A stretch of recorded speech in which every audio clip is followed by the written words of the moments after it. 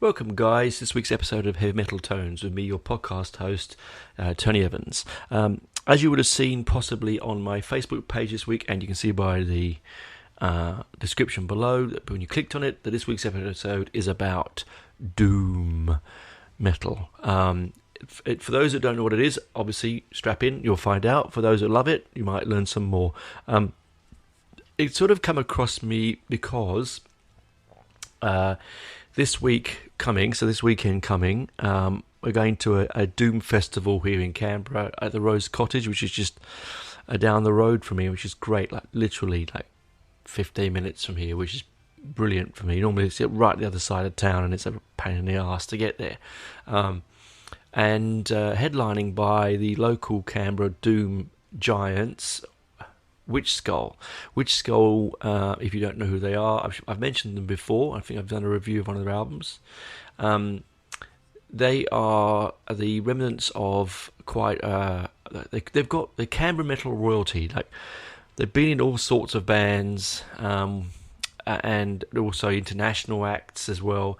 But they create this sort of really heavy stoner doom, which I think was sort of sadly over-missed. I mean, at one point they were number one on the doom metal charts. Yeah, guys out there is a doom metal charts, and they were number one on that. And it really, if you get a chance, I mean, 3 albums and they've got a new one coming out. Hopefully, the one that on Saturday they're going to sort of air some new tracks, which will be brilliant. It's my favourite track of theirs is Burning Blue Fire. Sorry, you've got to listen to that. It's just it's crushing. It's so doomy. It's brilliant. Anyway, so that's what made me think about the genre of doom. Now I came across doom sort of, when I was about. Obviously, everyone comes across doom right at the beginning of their heavy metal journey, or the heavy rock journey. Oop, I'm going to move my mic. See, look, professional. And it's because we've all listened to Black Sabbath. Now, Black Sabbath are the progenitors, the beginning. They are the people that created and invented the doom metal genre. There are other obvious influences out there when you move into the other branches of doom, because doom is just an overall genre, and then there are subgenres like all metal that shoots off and does different things. Okay, and so with the first Black Sabbath album, that opening discordant note on the very first track of the album, it straight away it says doom. I mean, doom itself as a musical genre, lyrical contents are despair, impending dread, nihilism, depression. I mean, I'm not selling it to people, I know, guys, but actually, if you go backwards in time and step back further, classical music has always had dark and heavy, impending images and music. I mean, and it's in between that blues, as I said before, can be very, very heavy. And of course, that's your Black Sabbath as well. You see, they're your blues-driven people. But look at the classic composers like Mahler and Wagner and Liszt and who did I write down? And Beethoven and Bach. They all have these moments where the music is thick and deep and heavy. I mean, one of the big also things with doom is that it's a slower tempo music. It's down-tuned heavily. It's thicker and it's a heavier sound. It's not for everyone. I'm not expecting anyone out there who, just because you love heavy metal, you're going to suddenly love doom. I mean, I love heavy metal, but I really hate hair metal and some of that sort of overproduced stuff and that sort of 80s Motley Crue era. Now I know, sorry if I alienate my listeners, but we all have our own tastes, don't we? That doesn't mean I won't do an episode on those, because I probably will, but it's just not my kind of thing. I wouldn't reach out for it. But with Doom, so I came across it through, actually, interestingly, so my journey is that, yes, it was Sabbath, very deep and dark, and then I, listening to my brother's classical records, the Wagner, the Ring Cycle, my brother had on a massive, like 13 vinyl box sets. It was like 5 box sets, and it was just amazing. I had no idea what was going on, but I sort of put it in, and it would just be a consuming and overpowering rhythmic, and the moments of light and dark just are quite stunning. But then I accidentally jumped into it in a big way, because my friend Crazy Melvin, as I've told you before, two friends called Melvin, one Crazy Melvin, one normal Melvin, Crazy Melvin, and I called him that because for the life of me, I can't remember his last name. I haven't spoken to him in 30 years, but Crazy Melvin and I, we went. He had a ticket to go and see Candlemass, Solitude Aeternus, Cathedral, and I cannot remember the fourth one, but it was at the Tufnell Park Dome in Tufnell Park, North London. Now, everyone has been to Tufnell Park. Those that live in London and know it well, I'm not to offend you here, but it is a really dreary place. But the Tufnell Park Dome is like a mecca for all sorts of bands have played there. But the thing that was the big one was I didn't know any of the bands. I had no idea of any of the bands. Melvin, as I said before, you don't meet many real Satanists in life. I mean, proper ones. He's a real proper one. And, he was, he'd had an accident as a child, and so he was a little bit, on the edge, was Melvin. And, he was Mauritius, from Mauritius, and anyway, he got his tickets. He's the one that came with me to Day Aside and stuff. But he's like, oh, I've got his ticket for this Doom festival. Do you want to come? I'm like, Doom festival? Yeah, all right, why not? At that time I was really, really doing the Iron Maiden and the Priest and you remember it was like 1992. Maybe 93. I honestly, it's a bit blank the year, but it was around that time. And I think that the Candlemass were touring the night. Hang on, let me just have a look. I'll just check what they were touring. But I thought they were touring the Nightwish album. Let me wait a second. No, they were touring Tales of Creation. Nightfall was 87. Ancient Dreams, which is the one that everyone knows, is 88. It was Tales of Creation, I think they were touring. So it must have been 1990. Anyway, around that time. And it was Cathedral's first UK tour, once Lee Doran had left Napalm Death. He formed a stoner metal band called a doom band called Cathedral. I'll get back to those in a moment. But so we went to see Doom. We saw there. I remember queuing up. I tell you what, no. Let's talk about the live experiences in the second half. We'll chat about bands here. So Doom has so many offshoots. So it's a really good form of metal for those that don't want all the speed and all the aggression, but want some of that sort of solid, driving, rhythmic nuances. In the UK, bands, the early formed doom bands were bands like Witchfinder General, which are I highly recommend. They're part of the new album, or the new wave of British heavy metal offshoot, and they're only 3 albums, but the albums are quite daring. The covers have nudity and violence on them, very much part of its time, but very, very, very Black Sabbath sounding, with a little bit of blues-driven, deep purple rhythms on it. And then you've also got, as a cathedral, but then later on, in the US you had Pentagram and Saint Vitus, the Obsessed, Trouble, Kirith Ungol, and Reverend Bazaar. They were the sort of the main headlining acts for the Doom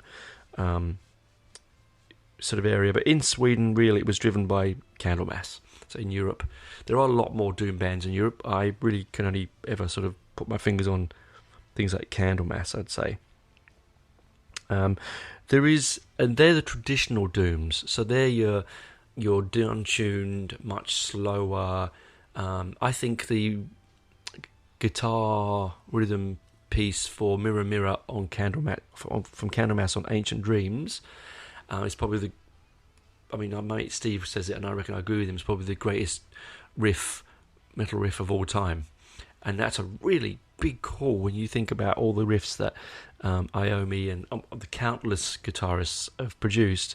This particular one just screams heavy metal at you as soon as you hear it. Not blisteringly fast, okay? Not blisteringly fast, no, but absolutely sort of just it pulls you in, almost pulls you under. It's a really addictive sound, and I will often go to a Doom moment because I don't want always the speed. You know, you do get guitar solos in Doom, and you do get breakdowns, and you do get things, but you don't get a lot of million notes being played. It's more at a sort of walking pace, if it's real Doom anyway. You'll find that if you listen to the Witch Skull is the same. Very few really aggressive guitar solos. They're there, but it's more about the wall of sound, I think is the best way to describe it. And that's your traditional Doom, right? And then you step outside of those, and of course, like with all metal genres, for some reason or for good reasons, there's lots of offshoots because people want to be really intelligent. They're intelligent and they want to create and be different. They want to move their art form forward. And I think this is one of the things you don't get in a lot of music at the moment, is everyone wants to stay where they are because it sells records, right? But these guys are moving forward and they don't give a shit. They don't give a flying fuck about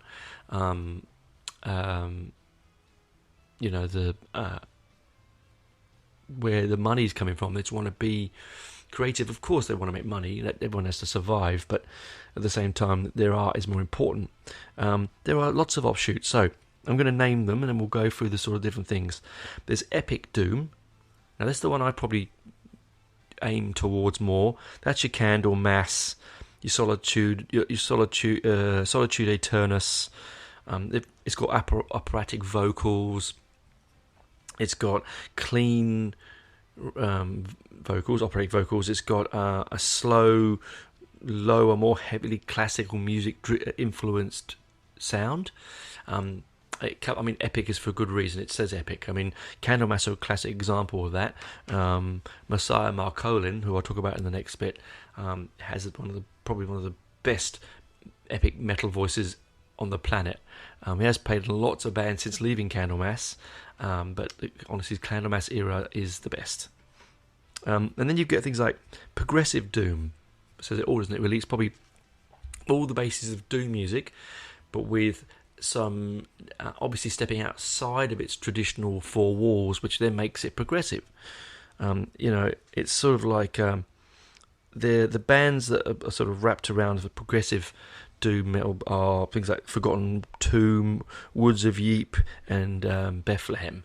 They're the bands that are sort of headline. If you're going to have a Doom festival and they were part of it, they're going to be headlining that. And then and of course that's progressive is, again, it's different. So instead of being really slow, down-tuned, it's a bit faster. It has a down-tuning, but it's got a different rhythm section. Add different stories. It won't be as dark. Interesting. Not one I've really delved into a lot, to be honest. I think I need to sort of look into that a bit more. And then you get your Black Doom.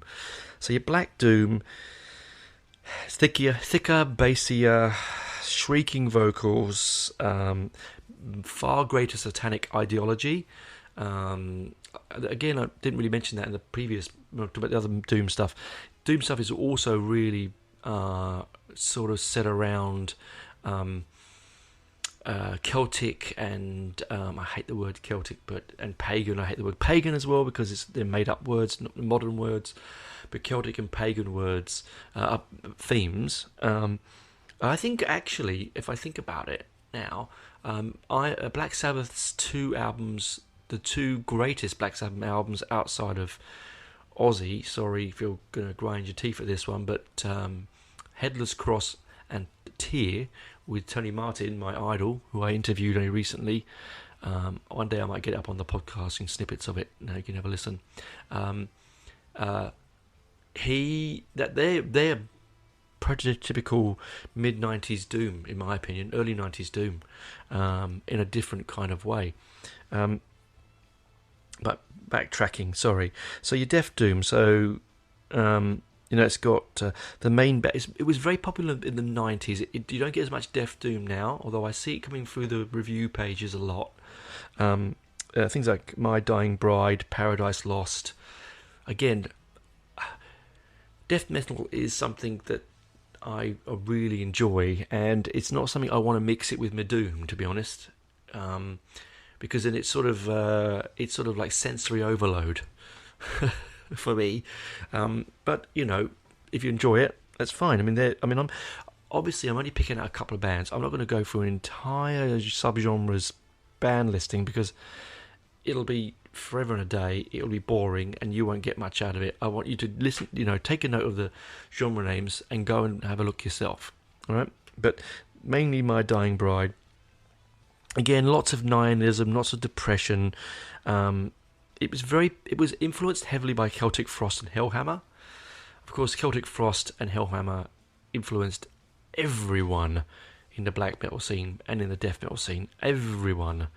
I've told it before in my podcast here at Christmas. I love to put my Christmas lights up while listening to Celtic Frost, and I love the delicious irony of it.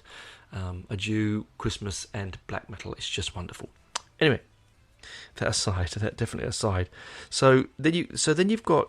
I'm probably going to miss other genres and subgenres. Okay, there's funereal doom. A good friend of mine, Vivian, she loves the funereal doom. Funereal doom is a completely different taste, right? You have to sort of understand this stuff is really very much an acquired taste. The headline act for funereal doom bands is a band called Batushka. They imagine Ghost, but a fuckload better. Sorry, I've sworn twice in this episode. I am sorry, guys. A load better, and just heavier.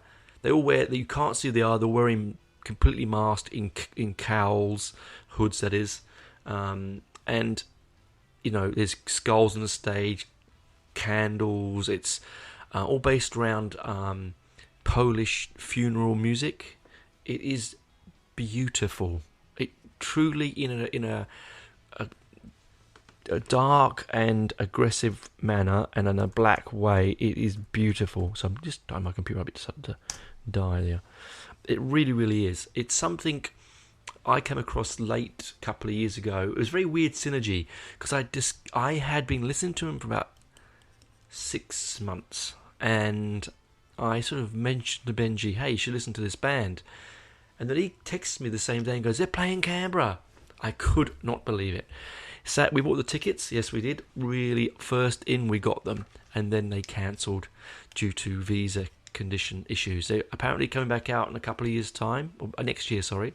In March, April. I cannot wait. It's going to be absolutely brilliant. If they bring half the show that they do. Again, YouTube them, guys. Batushka. I will put it in the show notes. Brilliant band.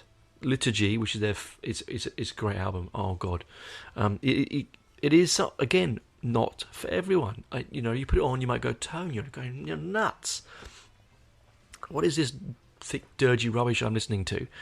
And that's fine. But I want you to try or listen to give it a go anyway. I know you guys do out there give it a go when I mention it, so we'll be keen to hear your feedback on it. But it is something that at the time when I discovered it was sort of just at the outbreak of COVID, maybe just before.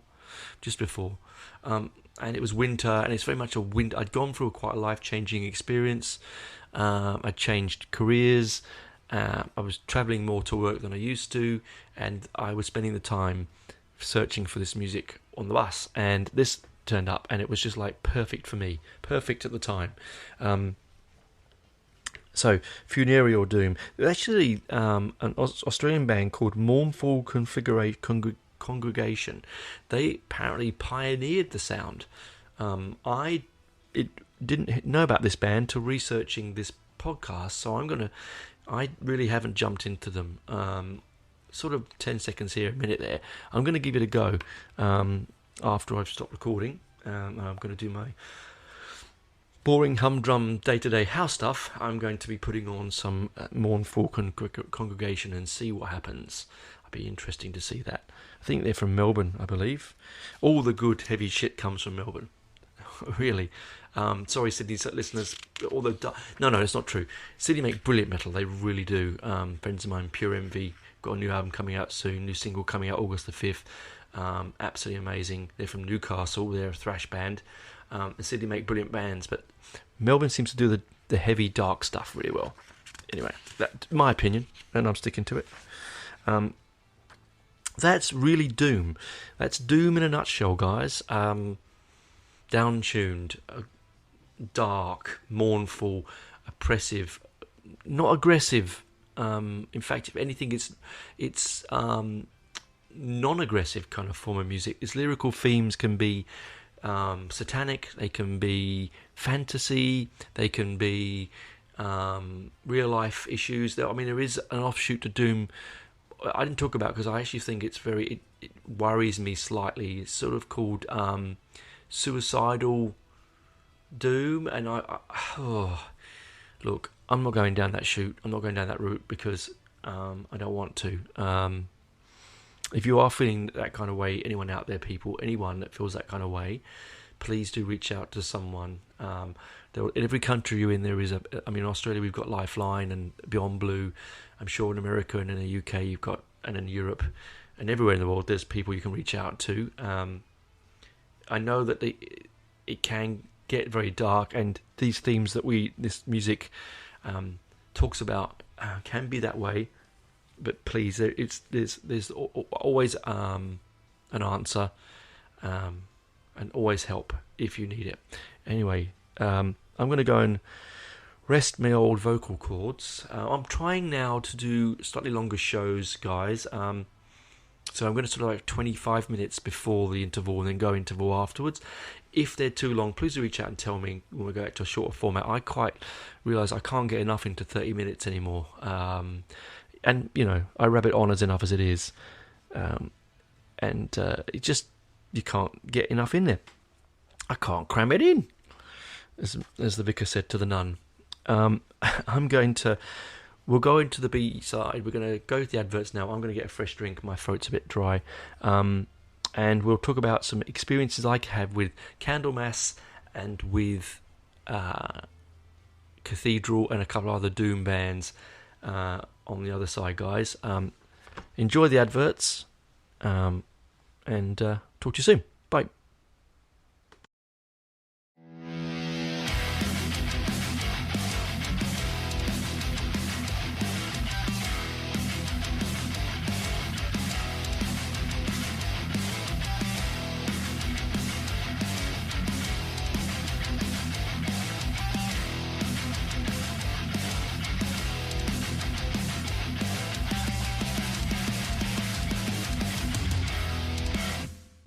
Welcome back, guys. I'm sufficiently hydrated. Nice hot cup of tea. And stretch my legs.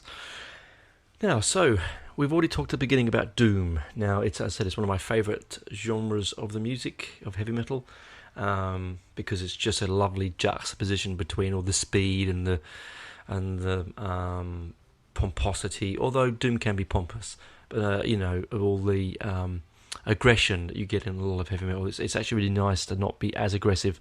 People might completely poo-poo that and say to me, "No, Tony, it is aggressive." I don't think it is. I think it's like it's more folk, more pastoral, more almost church-like, which is completely contradictory in respect to some of the views of the music that it's been played in it. Anyway, so as I said at the beginning, we'll chat about how I come across. So as I said, Melvin got me a ticket to this festival at the Turnpike Lane, somewhere else, at the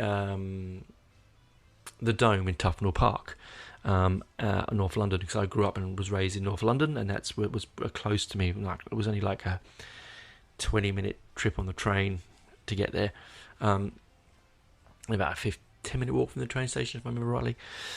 Anyway, I remember queuing outside, and I was wearing an old army trench coat, ripped jeans. I think at the time I was wearing a stripy black and white punk jumper that my brother had. It wasn't. I wasn't wearing a band shirt, and I had these great big, huge old army boots of my uncle's that I was wearing, and silver rings on each finger, and I was sort of very long hair, and I was very thin and very sort of pale, because I was just become a vegetarian just around that period. And Melvin was this long-haired Mauritian, so dark-skinned, ultra skinnier than me, and he wore tight, I never forget it, tight white jeans, which is, I thought was very strange for him at the time. And then he had like a leather jacket on, and we were standing there, and these young kids were, I remember, because one of them was starting to say something, to talk to me, and I'll talk to anyone. I was chatting away, and then he made some comment about Melvin's jeans, and Melvin being Melvin, he you could see almost the colour of his eyes changing, and I think he was gonna go go for their throats. He had very long nails because he played guitar, and he would have taken the jugular out. I'm sure he would have hit the ephemeral artery and killed him. Like, he was really quite angry, because they were calling him all sorts of names. I won't repeat here what they were calling him, but anyway, we got into the venue, and I remember, I don't have a lot of memories of, because I was like 17, so I wasn't drinking, and he wasn't drinking. He's a teetotaler, and so we were a fun bunch, weren't we? We got in there. I remember. No, hang on. I'll lie there. I was drinking. He wasn't drinking. I was underage drinking. Now, don't tap and point your finger at me. All of us have done it one time or another. And I remember, because the headline act was Candlemass. So before then, Solitude Eternus was on, and they were. Oh, that's the other band. It was Saint Vitus. Shit, that's it. So Saint Vitus were on. Now they were sort of twin headlining with Candlemass. What a effing lineup, guys. I mean, talking about a doomgasm. Just thinking about it. I mean, unbelievable. So Solitude Eternus were on, and I remember them being alright. There was a lot of punks, but a lot of punks turned up. Really hardcore punks, because of Lee Dorian, because he used to be in Napalm Death. So I don't think they quite understood what was about to happen, right? But anyway, Solitude Eternus were on. They were great. They got heavy. I remember Saint Vitus being really drony, like really sort of atonal drone. And they were old people, the old guys. I mean, when I saw them then, they were in their probably late 50s. This is 20, 30 years ago. And I remember at that time I was not really jumping into the crowd situation. I probably hung back at the back a bit, to my sort of dismay. I should have got more involved, but I didn't. And I tell you, it was good that I didn't actually. I'll tell you why, because there was massive fights at the front, and it got really heavy. And then they played a sort of 40-50 minute set, and then Cathedral played, and I remember thinking to myself that these guys are gonna be big. I didn't realise it was Lee Dorian, because my brother Ron, was good friends with the band, with Napalm Death, they would see each other around the traps because Ron was a punk from the late 70s, and so he was always around this scene, and he knew them. I remember him telling me about them because he helped roadie for them when they were touring with Extreme Noise Terror. Anyway, and I think they played, if I remember rightly, I think they played at the Clenad Ring in Brent Street once as a sort of surprise gig. I didn't go, but my brother went. Not Cathedral, no, deep Extreme Noise Terror.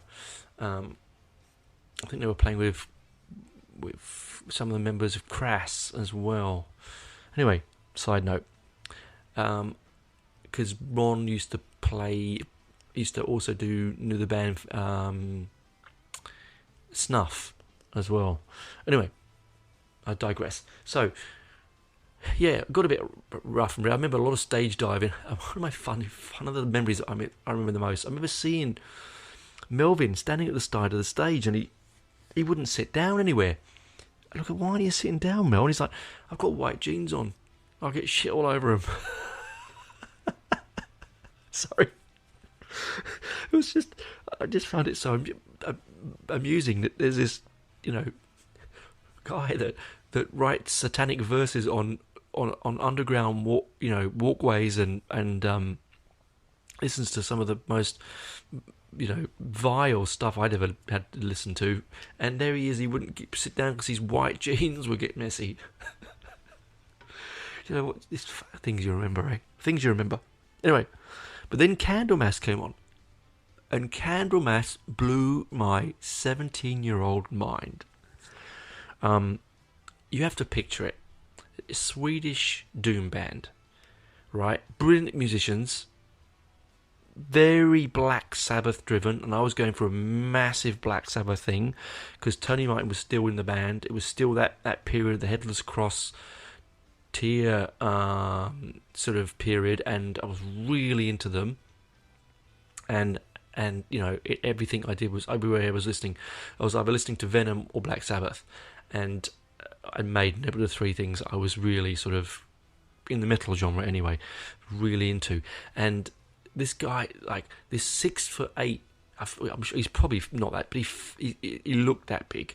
He's giant of a man. I did put on my Facebook page a video to one of the live period shows of that particular tour. Please do go and have a look.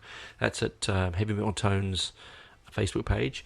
I'll put a link in as well in the show notes.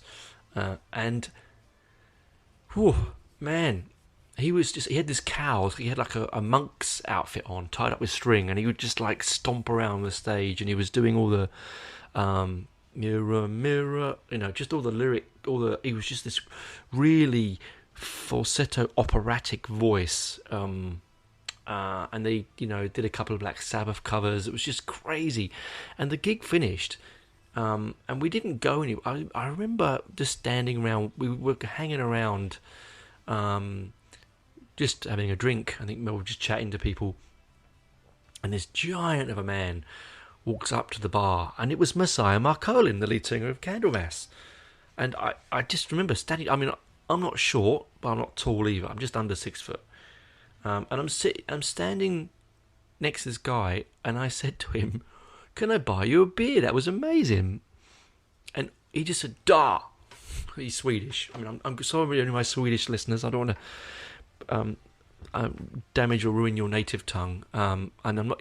I could do the Swedish chef, but I won't do that because that's not how Messiah talks. Oh, diddy beer. No, he didn't do that. That's a didn't it? Oh, diddy beer. No, that was terrible. And again, I don't want to offend my Indian listeners. Sorry, that was just so. Anyway, it's too early in the morning here and a bit too cold, and my brain went in somewhere else. But so, I gave him this beer, and I remember I had my pint. I gave him the beer, and it looked like he was holding like a little shot glass, and he smacked it back. I reckon 2 gulps. It looked like it. It really did. And he just put it down. And again, he just looked at me, gave me a thumbs up, shook my hands, gave me the horns. these days with a mobile phone, you take a photograph. Then I just have this memory of this big curly-haired behemoth of a frontman, one of the best frontmans in modern music. He just walked away into the sunset, off to tour for the rest of the world. And it was just amazing. And it's one of those memories of my life that I go, did I really happen? Did I buy him that? Was he really there? And I've tried finding information about that gig, and honestly, some say Candlemass didn't play. Cathedral weren't there, but I definitely saw them. Then they say that there's a band called Necromancer were on the lineup. I don't remember them. I mean, you have to remember, it was 30 plus years ago, and I was drinking, and I'm an old man now, so I'm not going to remember. So skip forward 26 years, and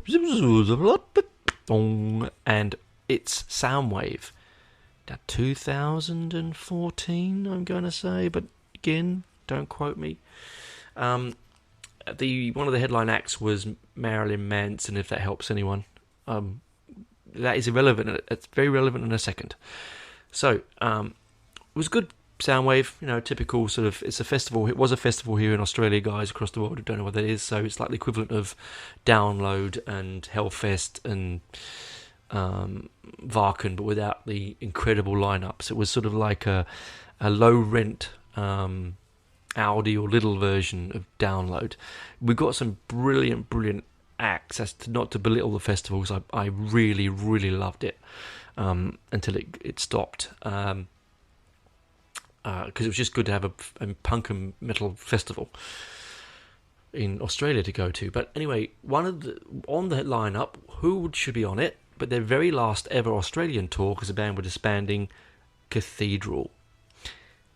And they were playing at sort of 2:00 in the afternoon, and it was in a small side tent. And I said to my mate Steve, "Come on, we're going to see Cathedral." He's a massive Cathedral fan, so he's a big Doom man. So off we went. Now, I was standing at the front, right at the front, leaning against the grill, like the thing that separated us from the stage, the fence. And Lee comes on, and he gives me a high five, and you could smell the dope from another hemisphere. It's the same with Witch Skull as well. You can smell it. He's so stoned because he's into the sort of stoner. Some of the Cathedral stuff is very electronic stoner doom, right? Almost some of it is a bit impenetrable, but the early stuff, no. Anyway, he's playing away with his band, and it's just, he's in flares, a tight sort of red t-shirt top thing. He's got long blonde hair, and he's belting out my favourite. They played my favourite ever Cathedral track, which is Witchfinder General, about Hopkins, the Witchfinder from the 15th, 16th century. It's just, maybe 16th, 17th century, sorry. Anyway, that aside, it is a brilliant song. It's so heavy metal. It's like it's like the stereotype great heavy metal song. It's got audio from the wonderful Vincent Price from the movie Witchfinder General. That's a great movie, by the way. Sidetrack, go and see that. Try and watch it. It is rather hard to watch. There are torture scenes in it. You can get edited ones if you're a bit squeamish. The director sadly died. I think he committed suicide just for the day of its premiere. It's just made in the 60s, the movie. I recommend it. I know it's a sidetrack. Yeah, so it was released in 1968. The director, he died of a barbiturate overdose 3 months after its release. So not just on the premiere. There is that. I remember reading it as a child, thinking it was the premiere. It's not. It was just before. It was 3 months afterwards. Yeah, it's got Vincent Price, Ian Ogilvy, Hilary Dwyer, Robert Russell, and Rupert Davies in it. And actually, Tom Baker helped write the script. He of Doctor Who fame helped write it with Reeves, the director. Yeah, Michael Reeves died at the age of 25. Pretty sad. But the movie itself is, yeah, it's brutal, but very much like the music that it inspired. So anyway, back to the gig. So the gig was amazing. It was a typical festival gig, so it only went for like 45 minutes to an hour, a little bit less. I had banged so violently, guys. I mean, so violently that Steve said to me, "I'm not looking after you," and he walked away.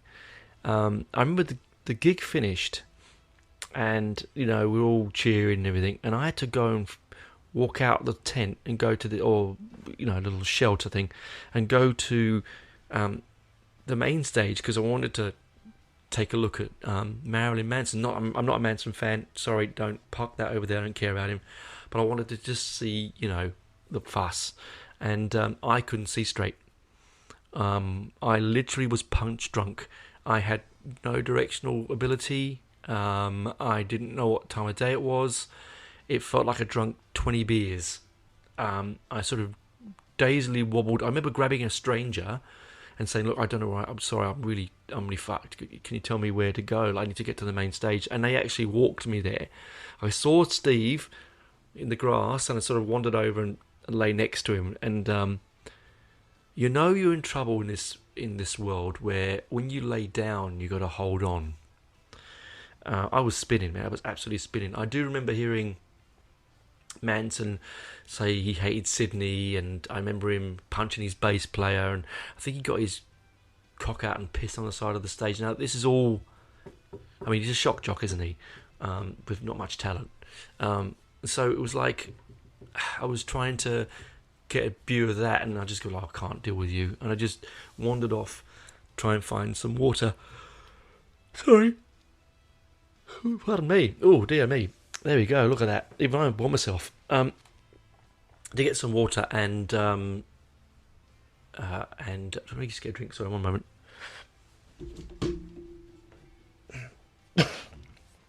There, better.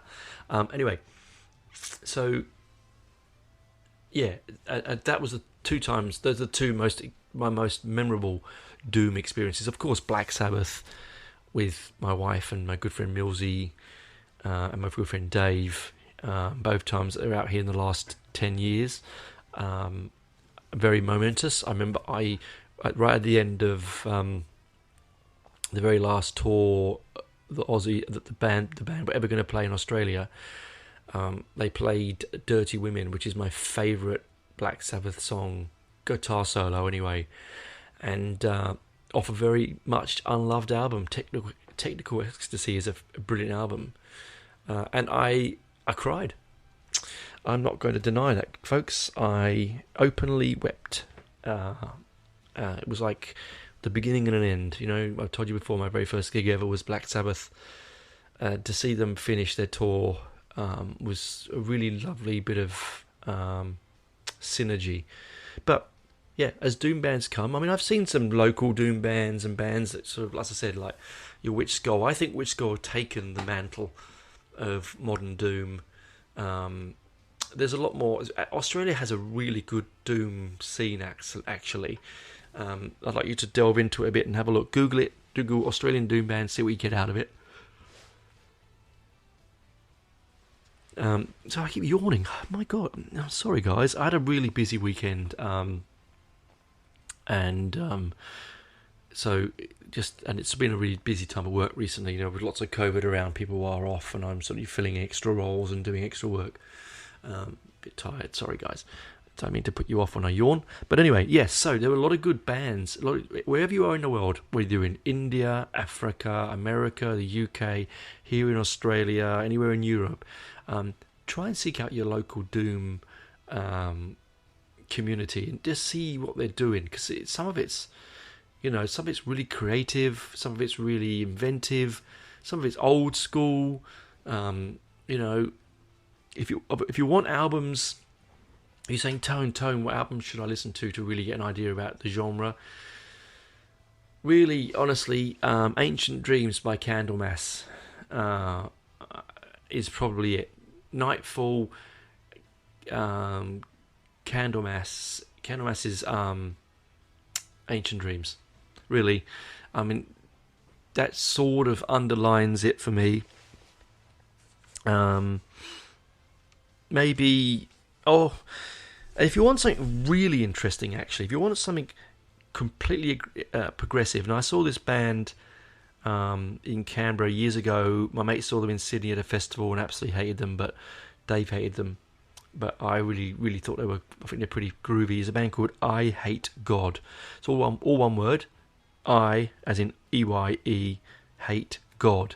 They're very progressive, very very interesting front man and guitarist. I think he can stand on his hair.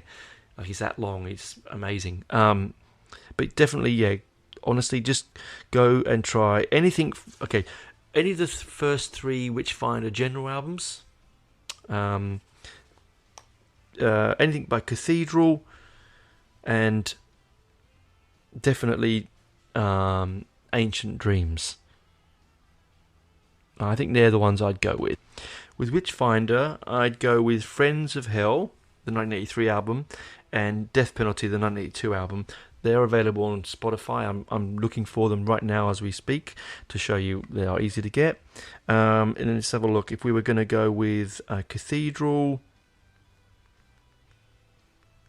I would probably go. Hang on, let's see. Look at this. This is live searching as we go. I would go with Ethereal Mirror from 1993.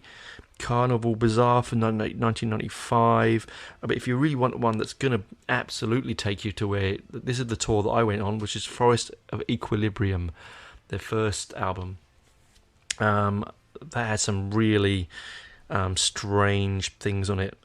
Ebony Tears is my favourite. Serpent Eve, A Funeral Request, Reaching Happiness, Touching Pain.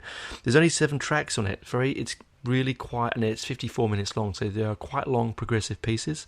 Really like that. And then if we were thinking about going to, as I said, Candlemass, really it's going to be Ancient Dreams, and possibly their very first album.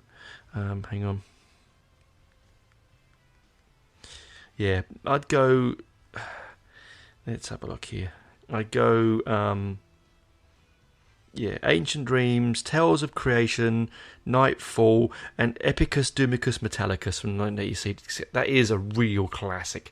It's got a skull with the drumsticks through it to make a cross. Epicus Dumicus Metallicus. Yeah, that's Demon's Gate is yeah, it's wacky and wonderful. And you know, it's only a small album. There's not a lot on it. 1, 2, 3, 4, 5, 6 tracks, but well worth delving into. All long, so give yourself time to listen to it. If you're looking for Solitude Aeturnus, now they're a band that I've got a few of their records.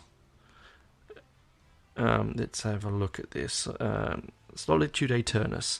So it's Aeturnus. I'd probably go with early stuff. Not so much the later stuff.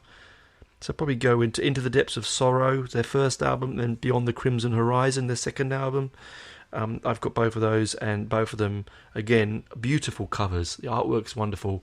It is sort of soul-crushingly heavy doom. Transcending Essentials is a good song. Dream of Immortality. I really dig Where Angels Dare to Tread. It's nothing like a Maiden song, but it is amazing. So their sort of stuff is the way I sort of go through first. Try Black Sabbath if you can get hold of it. You can only get it on YouTube at TYR and at this moment, and Headless Cross. That's it for me this week. It is a kind of music that is quite heavy and sorrowful. Don't want to put it on to massively uplift you. Although, as I said, there are more in the progressive doom is the more progressive, more uplifting stuff. But if you're going to do the... although I think the new Kirith Ungol album, I think they're Canadian actually, that's a very good album. That's obviously from Lord of the Rings influence, but that's a very good pentagram. Oh, the same fighters. Let's have a look. Sorry. Oh, I mentioned St. Vitus before, and I should give you a recommendation. I have to use my Spotify because my record collection is downstairs, and I didn't really write them down. I didn't think about it at the time. Let's have a look. St. Vitus. Here we go. I would go and try go to their 1984 album, St. Vitus, the first album. And on that, you have, it's 5 songs, 35 minutes long, doesn't hang around, but Zombie Hunger and White Magic, Black Magic, brilliant. And then, of course, Walking Dead, Hello's Victory, which is an 85 follow-up album, much longer. Obviously, that by that time they had got a better record deal. The Sadist is the ending track on that album, and War Is Our Destiny, which is the 4th track on it. They're my standouts. So so there's ones I'd pick for St. Vitus, the first album and the second. That's it for me this week. I've chatted on far too long. Again, sorry about before. If I offended anyone, it wasn't deliberate. It's been, my brain went elsewhere. There's me putting my pen down. Clang, bang, wallop. Keep real, keep rocking. Obviously, check in for next week's episode. Next week's episode is going to be really interesting. Well, not this isn't interesting, but I think I'm going to do just give you a bit of appetite and a bit of a lip sort of an aperitif of it. I'm going to talk about the influence that Edgar Allan Poe has on heavy metal and heavy rock. Songs that he's influenced, his poetry and his imagery. I think that should be a really interesting one. It's mainly inspired by the new Witchery album and the single off of that, which is based on an Edgar Allan Poe poem. I won't ruin it because I want to talk about that next week, and we'll also chat about the gigs have just come up. The Led Zeppelin coming up tomorrow night, and the Doom Festival. Anyway, that's me. Keep safe. Keep rocking. Do dive into some Doom, please. I'd love you to hear from you. Tell me what your favourite one is. If you love it or you hate it, give me some feedback. That'd be great. You can come and chat to me at my messenger me on the Facebook page at Heavy Metal Tones Facebook page, and New Album and All Things Metal. And please do reach out and give me some 5-star reviews or whatever you want to give, because it does help my podcast grow. It has been rising up the charts in Europe and in Africa, of all places, and in Australia now, which is good. So that's me signing off. Keep safe. Chat to you next week. Bye.